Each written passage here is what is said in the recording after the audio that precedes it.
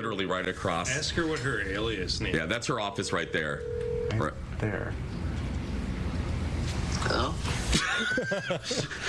We're on the Before the Show, and we see no such comment from you or Anastasia Beaverhausen. Well, I will tell you that I quit because I've done it like every day for 2 weeks and Jeff never. So I'm on strike. Oh, wow. We're live We'll right send now. you a comment card, and if you could fill that out for us. But I want to take this opportunity to say hello to all of my friends that wish you say hello to you on the Before the Show. They're my friends. I've gotten to know them. Yeah. The comments. Even though Jeff never reads your comments. Yeah. Will this be reflected in his upcoming review? I can't talk about employee issues.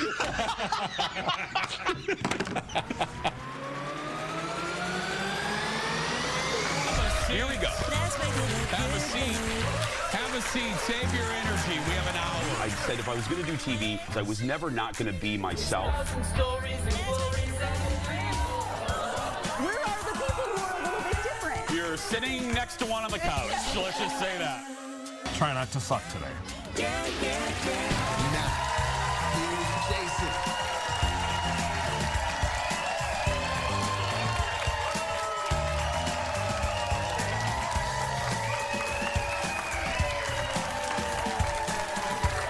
Hello, everybody. Hi. Hi, everybody. Welcome to the show. Thank you, everybody. Welcome to the show. I'm Jace. I should probably explain that a little bit more. So here's the deal. Before we do this, we do the Jason Show Before the Show on our Facebook page. And we've been doing it for a couple years now. We literally take you inside our pre-show meeting. It's not scripted. It's not fake. It's really what we do. And that meeting is supposed to be productive, friends. It's supposed to be us talking about today's show. It is never productive. It is never. All it is us making fun of each other. And then you guys can comment.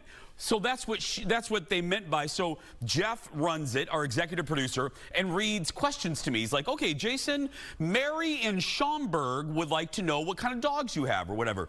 Well, our president, like, you know there's middle management? No. This is our president here at our station. Her name is Marion Mim Davy Kessler Carrington Colby. And I've worked for this woman since I was 22 years old. 22, and she's my big boss here. Well, she comments every day. Jeff never reads her comments. And she's the president. She's the president. So that's why what you just saw, little P, because we were a little nervous that it was going to be Jeff's last day here. Well, while he still has a job, let's start the show. Roll it, Leo. Here we go.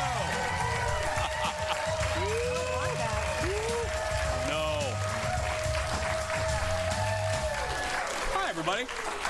Filling in for Kendall today. You know her, you love her. She's the Bette Midler of the Twin Cities. Aaron Schwab, everybody. Hi, Lovey. Where's my little guy? Your little marmot? The little marmot?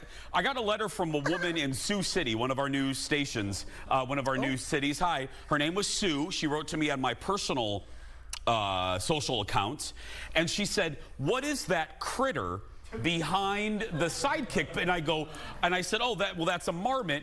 And that started as a joke for all of our new friends. That was done by our president. Mim thought it would be funny one day to put that back there to see if we would notice.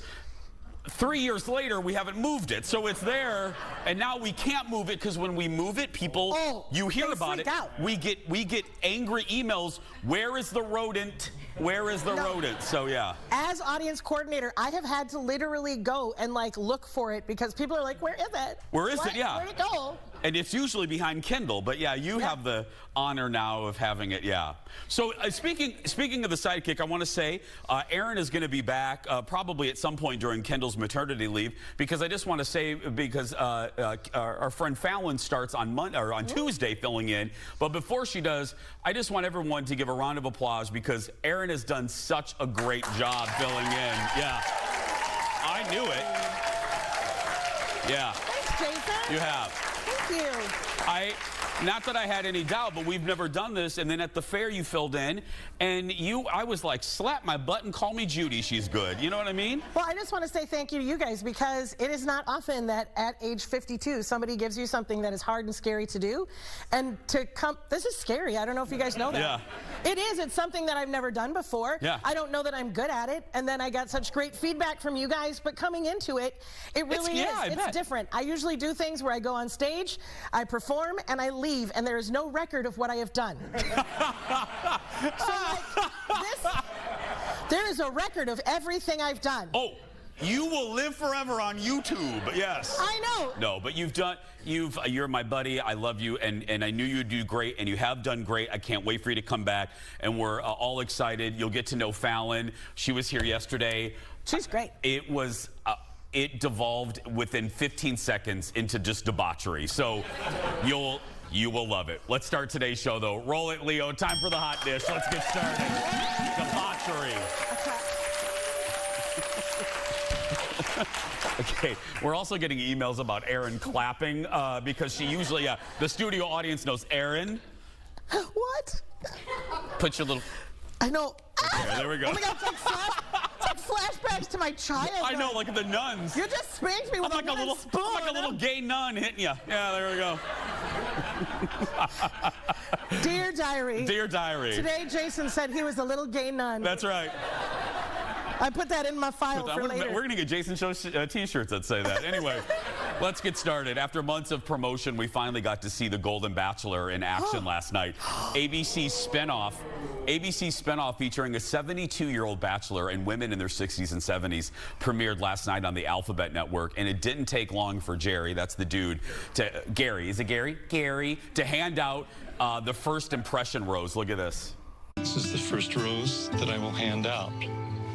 And I want you to know that you made this impression not because you rode in on a motorcycle, not even because you have a beautiful voice and you sang a song to me, but because of what you're doing right now. You're making me feel very special.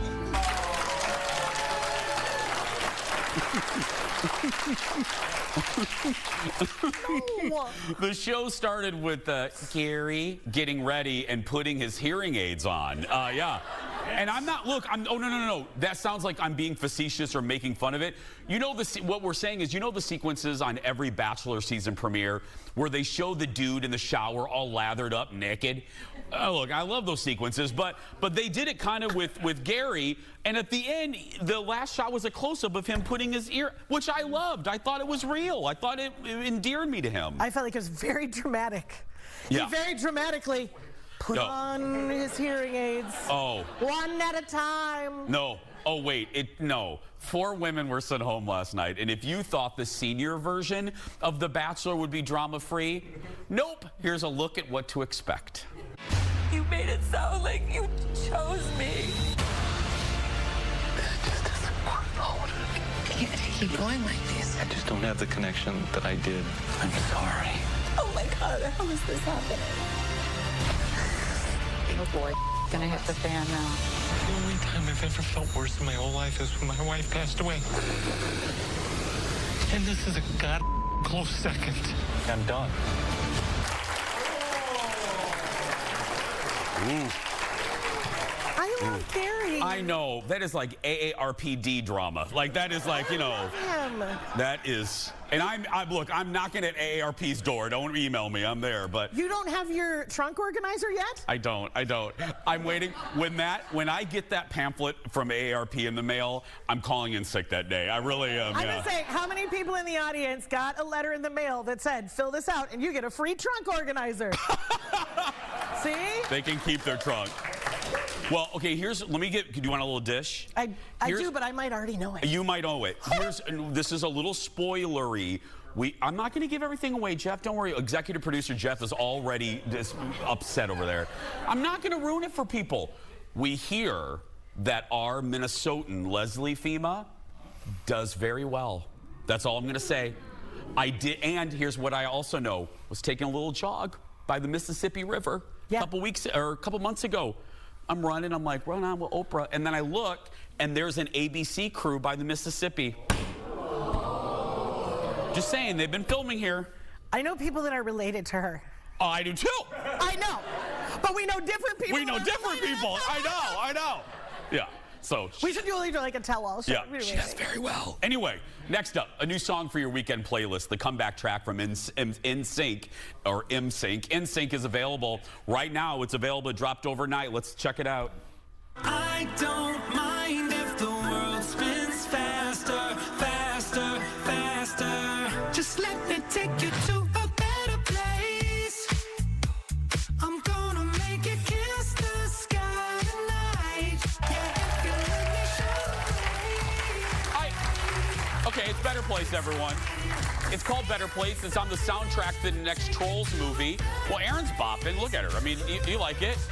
I do like it. I will listen to and love everything NSYNC ever does. Yeah. Like, until they are also putting their hearing aids on in dramatic fashion. Like, I love them so much. Okay, Leo, what is this? Solid gold? You can turn it off, Leo. I mean, what is this? Dionne Warwick gonna come out here? What, Leo's? I was like, we're gonna take it to a better place. Like, I already know it. That's a good sign of the song. And you would know you're... But up on a better place. Right? That's good. Thank you, Erin's everyone. a singer, if you guys don't know, yeah. Please do not make your ticket sale choices on that particular night. No, it's good, though. It's the group's first song, new song in nearly 20 years. We have so much more. It's going to be a great show. Go get some more coffee. We'll be back after this. Back in a moment, friends. Don't clap.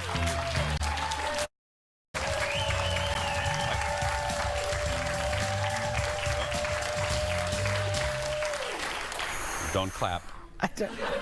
It's like, what's that movie where she goes, don't speak? Don't speak. Don't speak. What movie is that from? Oh, yeah. Bulls are about, don't speak. Don't speak.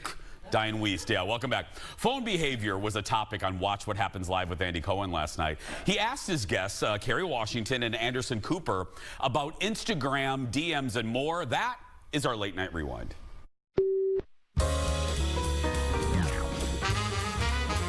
The most famous person to slide into your DMs wanting to connect as a friend or otherwise?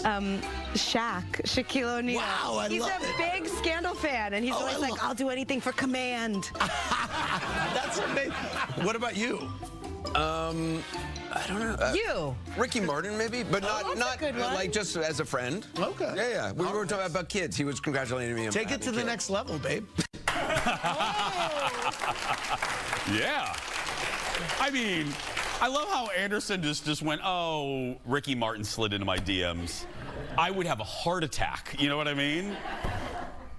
He doesn't even like me, and I would have a heart attack. I know, yeah. We play for a different team, yeah. Oh, yeah, I would be living La Vida Loca if that was happening, yeah. Anderson also admitted that he's never used an emoji when texting. What? I'm not surprised. He's a little fancy, you know? He's a Vanderbilt. Does he text in full sentences? He probably, with full punctuation. I bet he uses semicolons in his texts, you know? I do that. Anyway, let's move on. Oh. The semicolon comment brought the audience to a still there. It was like, great. More hot dish. None of us know how to use a semicolon. No one knows how to use a semicolon. Anyway, more hot dish now involving Britney Spears, Taylor Swift, and more. Joining me live from Hollywood is our good friend. Audience, give it up for Jacob from TMZ. Hi, Jacob. How's it going, Jason? I missed you. It's been too long. Well, I miss you, and we were just saying, we don't feel fancy enough for you. I mean, now you're a political reporter. You were at the Republican national debate. So, I mean, thanks for making time for us. I'll never forget my roots. I was on the Jason show way before I was at a Republican debate. Thank you. Thank you. Okay, let's start. Britney. The police went to her house. What happened? So if you saw on Monday night, Britney Spears posted a video that a lot of people found very concerning. It was her in her kitchen clashing together what appears to be very real knives. And of course, anyone dancing with knives, that's concerning in the first place. But then we also saw another video where she showed clear blemishes and bandages on her. So I think people were connecting the dots there. And with that in mind, we're being told that police received several calls from people that were really concerned about her well-being. And in fact, one of these calls came from someone who knew Britney personally, hence the police deciding to go to their house. When they arrived, they spoke with Britney Spears security, who assured them Britney was okay, so they ended up leaving. Britney actually posted on Instagram last night saying, "These knives are fake. I got them from a prop store. Please do not call the police." I mean, listen, just looking at the video, they look like real knives. So if they're not knives or they're prop knives, they're pretty good ones. They're not from Spencer's. They clanked. I was thinking the same. Okay. Next up, we all saw the video of T Swift at the Chiefs game last weekend, and it sounds like she hit it off with the wife of the star, Britney. Yes, so Brittany Mahomes, the wife of Patrick Mahomes, and Taylor Swift are newfound BFFs, I should say, because they were hanging out after the game on Sunday. Of course, we know on Sunday no one really cared about the game. Everyone cared about Taylor Swift being in the box cheering on Travis Kelce. But we're being told that after the fact, Taylor and Britney hit it off. They were taking shots at a post-game party, and now Taylor Swift is going to be at the New York Jets Kansas City Chiefs game this upcoming Sunday. So we might see Britney Mahomes and Taylor Swift standing next to each other cheering on Travis and Patrick. Never. No, this ain't real. I'm calling it. They didn't know. This is a publicationship, as my friend Colleen calls it. Anyway, well, you're not a believer.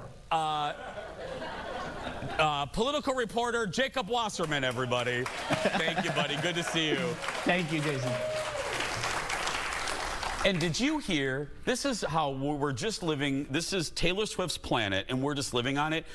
Somebody did a shot, the NFL did a shot of her snacks at the game, like chicken fingers, and her dipping sauces, and it was allegedly ranch, seemingly ranch, and now everyone, ranch is hot. Seemingly ranch? Seemingly ranch. Oh, now ranch is hot? Now ranch is hot because we've been ahead of the game for years. That's right, yeah. Like that. I love it. I mean, girl, you didn't discover Hidden Valley Ranch. I mean, I love you, but yeah. Next up, a reunion 10 years in the making. What Not to Wear was a big hit in the mid-2000s, airing on TLC. Judging by the audience, a lot of nodding heads. You all love that show. Well, Clinton Kelly and Stacey London hosted that show, helping style-challenged people look their best. And I love how we have to say style-challenged. I don't want emails on a weekend. They had a fall, if you guys didn't know, they had a big falling out after the show ended, but reunited yesterday on Today with Hoda Lee and Jenna Lee. Look at this. You had this very public falling out based on what you had written in your book. It's kind of either I loved her or I hated her. Yes. So how did you take what he had written in his book, Stace? Well, I stayed real quiet and blocked him on Twitter. Were you but were you mad? What were you? You know what? Look, I'm going to be totally honest. I think there was justification for what Clinton said. I think we both grew up on What Not to Wear. I don't think that what he wrote was unjustified. What I was more upset about was that if it's public, then the audiences who thought we were best friends, some of us, some people even thought we were married. Yeah. You know, that illusion was broken. So I did not say anything, but I did block him on Twitter. When you blocked him, were you thinking to yourself, that's it, buddy? Yeah, that's it. We're done. You thought that was... Yeah, that's like, yeah. Blocking someone, defriending, blocking, is the 21st century way of saying I'm done with you, really. Clinton said he was tired of seeing stories online saying that he hated Stacey year after year. So he reached out during the pandemic and they reconciled. Stacey had a really great quote. I saw this on the Today Show. Stacey had a really great quote about forgiveness. And holding grudges, and how holding grudges just eats at you, and you may not think it's taking energy from you, but it is. And I can relate. You know, I've had a friendship end, and it's horrible. And it's holding grudges is never good. You're giving a lot of power to something that you shouldn't give power to. Yeah, and nobody gets to move forward. Nobody does. It's about the past. And you don't get to remember any of the awesomeness that was why you invested in that in the first place, right? There can be, you can remember the good things about what happened in that space and why you were connected to each other, and like move past it. Yes. Because it's too old. Girl, we're too old. There's not enough time. There's not enough time. Time is finite. Aaron and I could walk out of the studio today and be eaten by a bear. And, I'm going to unfriend you right now. Unfriend me, yeah. I forgive you. Thank you. I forgive you. You're back again. That's right. There I don't know what we're forgiving each other for, but yeah. Up next. Oh, this is good. Come back to the TV if you like something scary. Something really creepy for the Halloween season. I saw this trailer and I went, we got to put it on the show. And Jeff loved it too. A new documentary series follows. Now, follow me here. The real-life haunting of a family in London during the 70s. The concept of it is real cool. They're mixing real recordings from the Poltergeist with a recreation. It's called the Enfield Poltergeist. Oh, look at this. What you're seeing is a reimagining of those events. But what you're about to hear is real. What you want? Tell us what you want. I can't comment you. That's an 11-year-old girl. Experience the original recordings. It was like someone's knocking to come in. In the chilling new docu-series. People witnessed Janet levitating. I know what I experienced and I know that it was real.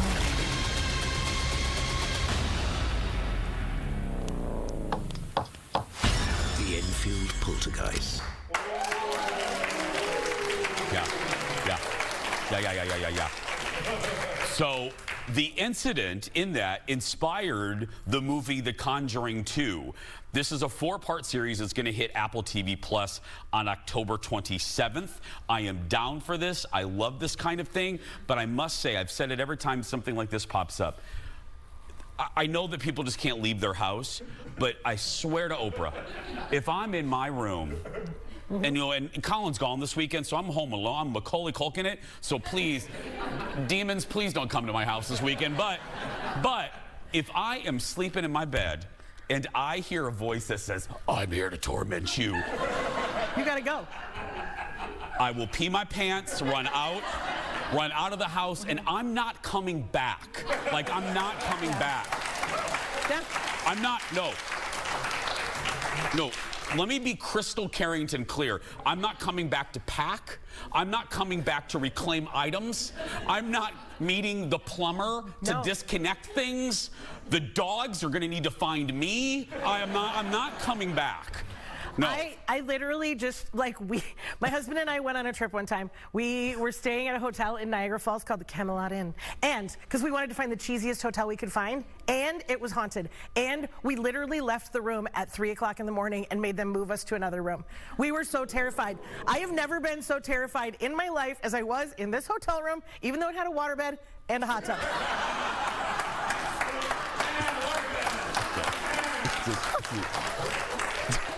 Did you have to put coins in the waterbed? Or what? No, yeah. But how cheeseball and awesome was, we were like, we are going to be as cheesy as we can at Niagara Falls. Did you hear voices? We got to go, but did you hear voices or something? Oh, there's so many things. I saw somebody.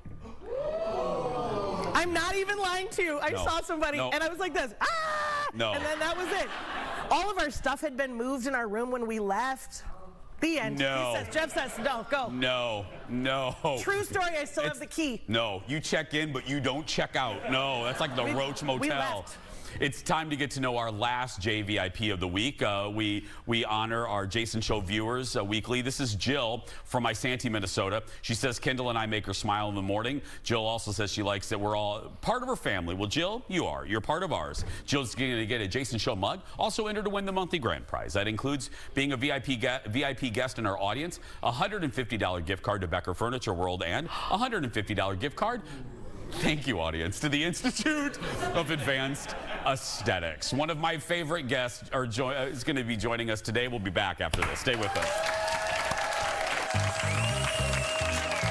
Stay right there. Coming up in just a little bit, she is by far one of the best travel and theme park journalists, influencers on the planet. And she has a great name, too. Our buddy Molly McAwesome is back with the latest news on all the Disney parks and places you should visit when The Jason Show continues.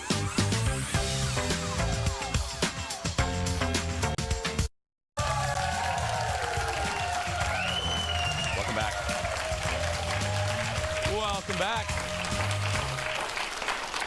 Well, from Disney World to Epcot to Universal, our next guest, our friend, is a theme park park pro. She's like a Jedi. And she shares her tips, her tricks, and skips on her beyond hugely successful YouTube channel, The Mammoth Club. Joining us again live from one of our new cities, Orlando, via Zoom, is blogger and influencer and my buddy, Molly McCormick, also known as Molly McAwesome. Hi, Molly. Jason.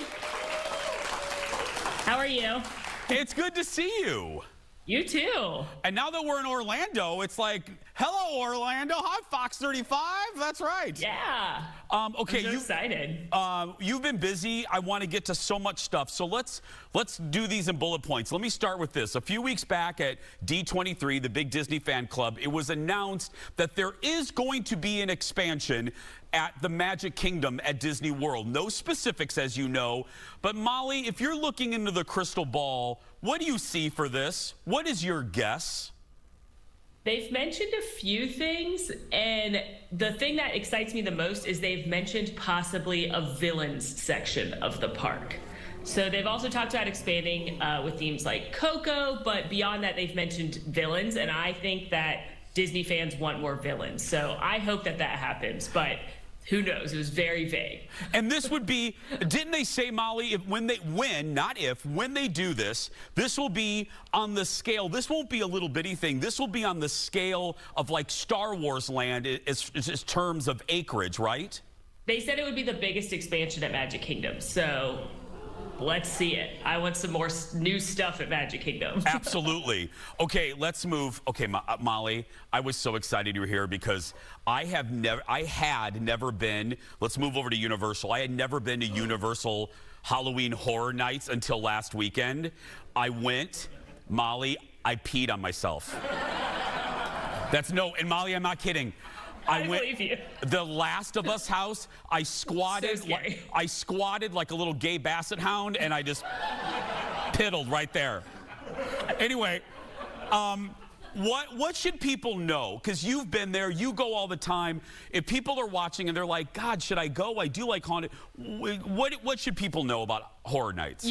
You should go. Even if you're scared, you should go. It's absolutely incredible. The scale and the production of this event is unlike anything you'll see. They basically build 10 full movie sets that you walk through. The detail in these houses is, if you can get past being terrified, the detail is incredible in these houses, especially if you're a fan of like Stranger Things. It's one of my favorite shows of all time, or Last of Us, or Chucky. Like, they bring these things to life, and the production quality is unreal. Plus, there's delicious snacks. So after you're scared, you can get a pumpkin beer and a twisted tater, and you'll feel better. Yeah. And because I was explaining this, because even my husband is like, so how does it work? It's a walkthrough, right? I mean, Yes. it's like a conveyor belt kind of, Molly. Isn't that a good way to describe it? Yeah, you walk through and the monsters come out and they scare you, and there's different effects. If you're able to, I highly recommend getting the express pass, because the lines for the houses, especially the really popular ones, will be 2+ hours. And express is kind of like the fast pass line. It puts you in a shorter queue and it allows you to enjoy your night a little more leisurely. But yeah, you just kind of walk through, and if you're like me, I kind of slowly walk so I'm not too close to the people behind me, because I don't want to know where all the scares are. Yes. But, yeah. That's a good pro tip, everyone, because I didn't do that, and some of the scares were ruined because I was literally mounting the back of a friend. Like, just, if she was a marsupial, I would have been in her pouch. That's how close I was to her. It's not all kind, though. Part of it was because when I went most recently, Max, who owns the company with me, he was terrified, so I was going slow, so he couldn't see what was going to happen either. Oh, perfect. I'm with Max. Okay, so Horror Nights is the most popular thing that Universal does. Let's go back to Disney. The Food and Wine Festival is by far the most popular thing that Epcot does. It's going on right now, friends. It's my favorite. Molly, I know it's one of your favorites. What's the highlight this year for you, or highlights? Ooh, one of my favorite booths is called Flavors from Fire. There I was wiping my sweat stash because it's still 1,000 degrees in Epcot. But yeah, Flavors from Fire is one of my favorite booths. Everything there touches a grill, so they do this awesome meat dish with chips and cheese curds and corned beef. It's fantastic. I also love the Hawaii booth. The pulled pork slider with pineapple chutney is a favorite every year. You can never go wrong in Mexico. They've got a great taco. I also love trying all the different beer flights, and a wine and cheese booth just opened up, which is my love language. So. And for those who, for those that don't speak our language, Molly, can you explain to folks what generally Food and Wine is, what the festival really is? Oh yeah, there's about 25 plus different booths all over Epcot, and they all sell different tapas-sized eats and drinks. So it's really just a fun way to kind of leisurely work your way around Epcot and try a bunch of different things. Even though the plates are small, I recommend sharing just so you can try as much as possible. And it's just a really fun way to spend a day in Epcot, just eating and drinking your way around the world. Yeah, it's all of you watching, you're like, oh, Disney's only for kids. This is one of those festivals that's really for us. It's for the grown-ups. Yes.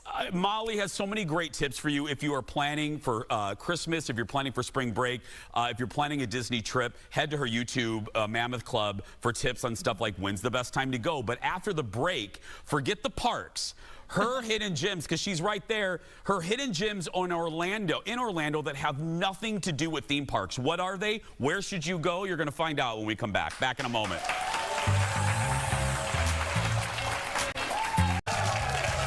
Back.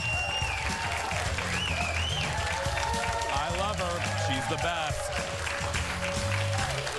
We're back chatting with travel and theme park influencer, everything. She's everything. She's the expert, Molly McAwesome from the Great Mammoth Club. Make sure you follow Mammoth Club if you are planning a trip in Orlando. Now, Molly lives in Orlando, and whether you live there or you're traveling there, Molly is going to share some of your favorites in the city that have nothing to do with Mickey, Minnie, Pluto, Donald, or Goofy.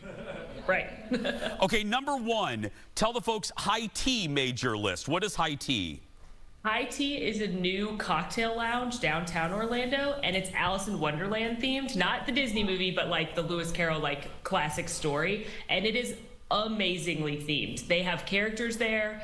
They have over-the-top, really interesting cocktails. You can the whole family's invited to do afternoon tea, or in the evening time it becomes adults only. They have live music. It is one of the most beautiful cocktail lounges I've ever been to. Molly, that place is gorgeous.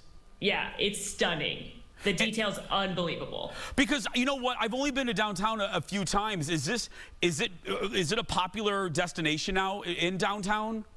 Downtown, definitely. It kind of, it was really popular when I was a little bit younger, my 20s, and then, COVID hit, and then now it's back on the rise. And there's a bunch of these really fun themed lounges like High Tea, and the company that owns them owns a couple other really fun themed locations downtown. Well, let's move on to another one. Number two on Molly's list of non-theme park stuff to do in Orlando, Cocktails and Screams. What is this? This is another lounge owned by the same company as High Tea, and it's an all-the-time Halloween-themed bar. So if you're like me and spooky season's your favorite time of year, this is an awesome lounge. They do spooky drinks. They even serve drinks out of pumpkin trick-or-treat buckets. And they have themed nights. That was a Harry Potter-themed brunch I went to. It was like a dream. So all year round, every day, Halloween. It's like the Nightmare Before Christmas every day. Yeah. Yep. Halloween all the time. Okay. Number three, One Up. What is this? This is another lounge owned by the same company, and it is a 80s, 90s nostalgia retro bar. So they've got arcade games. Their entire upstairs floor is a Barbie dream house that you can take pictures in. They have the Ninja Turtles pizza truck in the back. Really fun drinks. Yeah, really fun drinks themed after Friends and Golden Girls, and it's so much fun to go in there. And Molly, you know what I'm going to mean by this question. Sometimes the theme places, they don't have good food, they don't have good cocktails. I would imagine if these are on your list, do all these places, the food is pretty good, right? Yeah, the food is good. The pizza's good. I love the cocktails at High Tea because they're super unusual and they're beautiful. They come out, one of them's actually served in a teacup, and it comes out in a little teacup that's rose-shaped. There are drinks with peacock feathers coming out of them. They're very, very elaborate, over-the-top drinks. One more, Escape Ventures. Escape Ventures, yeah. What is this, Molly? So I love escape rooms. I think they are one of the most fun, immersive things you can do. Max, Allen, and I, we all own Mammoth Club. We love escape rooms. And this is my favorite place in Orlando. They have really uniquely themed rooms, and they are really immersive. They have one of their team members in there with you sometimes, but not in a scary way, in a really fun way. And they're just a great time. So people often ask, where should I do an escape room? And this is my #1 choice. Okay, really quick, one more. Crooked Can and Plant Street Market. Yes, so this is in Winter Garden, which is a little bit outside of actual Orlando, but it's a cute market full of a lot of local vendors, especially Crooked Can, which is a brewery. So you're going to see a lot of locals out here trying a bunch of different foods, trying some beer, and it's just a fun local spot to enjoy some food and drinks. Okay, I'm going to go off script because one of the things that we have mentioned on this show are those Gideon's cookies, and I know this is a locals trip because these cookies, audience, people wait, tourists wait. What is it, Molly? 2-3 hours for these darn things. There's a trick, right? You don't if you don't go to Disney Springs to get them, right, Molly? Go someplace else. There's a local place. Yeah, the original Gideon's is in the East End Market, which is a little bit past downtown if you're coming from Disney, and you can actually order them online and just pick them up. It's the day before you want to go, you just order them and pick them up as opposed to waiting in a long virtual queue at Disney Springs. Yeah, because can you imagine, waiting for rides is one thing. I ain't waiting for 3 hours for cookies. I ain't doing it. They're really good cookies. They are though, Molly. You're right. I do love Gideon's, but my husband's like, I ain't waiting for 3 hours. No. I know. Whenever I see the new seasonal one, I'm like, oh, I really want to eat that, but virtual queue and a whole thing. Absolutely. So good to see you again. Thank you, Molly. Thank you for having me.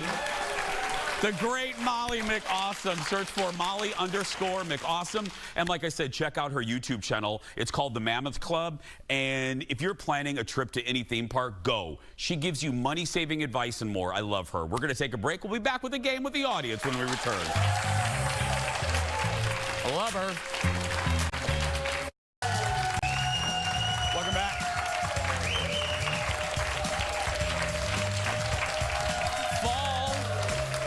Fall is the season for scary movies or movies that take place in the season. So we're going to test your movie knowledge this morning. Leo, hit it. It's game time, everybody.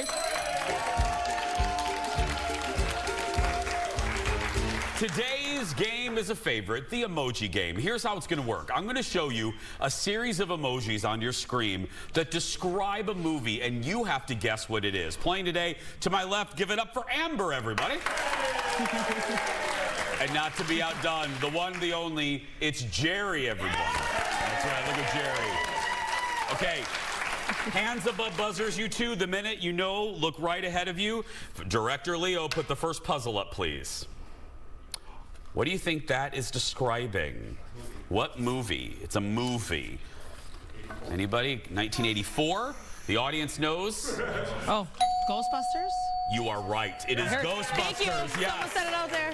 Thank you. There's a woman in row 2 that got very frustrated. She was done with the non-guessing. Okay, here we go. Jerry and Amber, hands above buzzers. What is this describing? Row 2? Don't do it. Think about it. Think about the combination of the letter, writing. Amber, oh, it's not working, but I hear you. Yes. Interview with a Vampire? It is Interview with a Vampire. That's right. Yes. Let me check. Let me see. I beat the heck out of that thing. Yeah, it's broken. You know what? It's fine. Maybe. What? I can do a ding. Just scream your name or just something, or I mean, don't scream too loud because security will run in here, but that's fine. Okay, Jerry and Amber, here we go. Leo, show the next one, please. Chip. Go. Yes. Chip. Children of the Corn. Children of the Corn is right. Yes. Jerry, it's all right. You know what? Okay, there we go. It's a light. It illuminates. I can see it. Okay, Jerry, let's try yours. Okay, there we go. You know what? It's Friday. Things break Thursday into Friday. It's fine. Okay, show the next one. What do you think that is? Oh, come on. Oh, classic. Hitchcock. Oh, Jerry, hit the buzzer. Or Amber. Scream? Scream, no. Jerry, over to you. I can't think of it. It is Psycho. Oh, Psycho. I got it right before you said it. Yep. No, it's in the shower. Don't worry about it. Yeah. Here we go. Leo. Take the next one. What do you think that? Oh, no, Amber. No. Amber, that was a premature buzzing in. That's right. Jerry. You've got mail. Yes! But I was on a spooky thought. Yes, Jerry. Yes. Thank you. Jerry is on the board, everyone. Okay. Jerry and there's I thought it was movies. I thought it was scary. Oh, no, they don't have to be scary movies. They're movies in the fall too. There we go. Hands above buzzers if they work. Leo, show the next one. Amber. Friday the 13th. You are right. Friday the 13th. Friday the 13th. Kind of takes the drama away without the little, but you know what? It's fine. I'll make a noise for you. Here we go, Jerry and Amber. Show the next one, Leo. Oh, what is this? Oh, okay, yeah. Hello. Teenagers that stare at each other. Amber. Someone said Addams Family. Oh, no. That, whoever said that was wrong. Jerry. Boy, Vampire Diaries. The Vampire Diaries. You know, Jerry, I got to tell you, that's a good guess. It was a show on the CW, but no, this is Twilight. Oh, yeah. Twilight. Where teenage vampires just stared at each other for hours. Okay, Jerry, Amber, let's look at the next emoji puzzle. What do you think this Amber. Silence of the Lambs. Silence of the Lambs is right. That's right. Did you know that one, Jerry? I was about that far behind. You're about that far? It's all right, you know? You're all still going to get a prize. Don't worry about it. Okay, here we go. Next one. Jerry. Knives Up. We'll take it. You know what? Knives Out. Yes. Knives Out. Ryan Johnson. Okay, here is the... okay, this will be good. Look at the screen. Here's our final one. Oh. Bing! Amber. Friday Night Lights. Friday Night Lights is right. Wow. That's right. Well, congratulations to both players. They're going home. Bring them in, Aaron. You're going home with our Season 9 Jason Show mug. Nice. Right. Well, thank you very much. Valued at $7 right there. We'll be back to wrap things up after this. Stay with us, everybody. Thank you, buddy. Thank you. Thank you so much. Thank you, guys. Welcome back. Oh, God. Welcome back to the show. It's time for the world's shortest segment. Say goodbye to DVDs in the mail. Today, Netflix will send out its final red envelope. As the company's DVD subscription service comes to an end. It started in '98, making Netflix king of the DVDs. At its peak, the company was processing, listen to this, more than 1 million discs every week. Netflix will be now streaming only. Now that it's out of the DVD game, it means Blockbuster outlasted Netflix because there's still one Blockbuster left in Oregon. We'll be right back. Back in a moment. Stay with us. One more. To be in our audience, go to eventbrite.com or the Eventbrite app and search for The Jason Show. And only pick a day where you can actually be here. It's time for our surprise goodbye.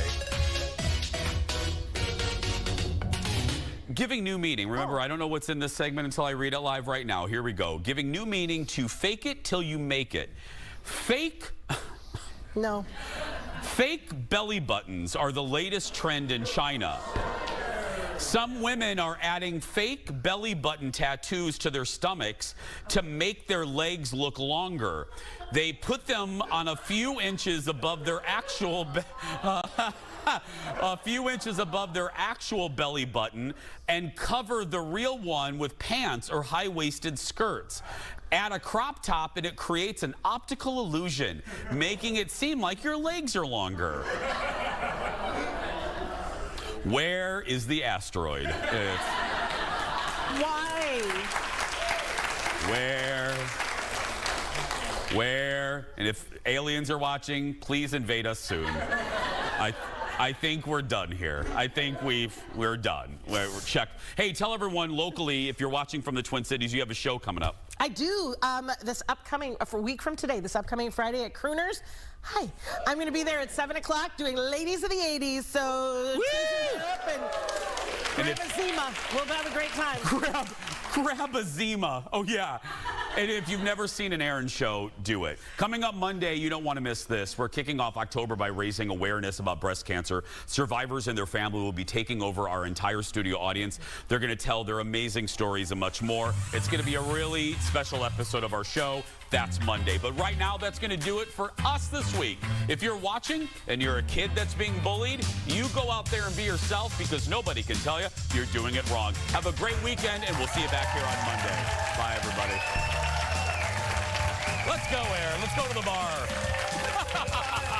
Do you need me to come home with you?